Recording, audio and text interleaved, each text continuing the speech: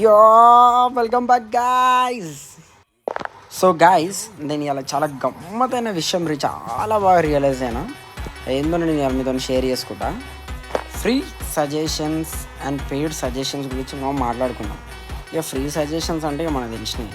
పక్కనోడు మనకిచ్చే ఉచిత సలహాలు. వాడు మన మంచి కోసం చెప్పినా మనం అవి లెక్క చేయం. ఎందుకంటే వాడు ఉచితంగా చెప్తుండే కదా, ఏం ప్రయోజనం ఉండదు. ఇక మనం ఆ ఉచిత సలహాలను అందరిని కొట్టుకుంటూ కూర్చుంటాం.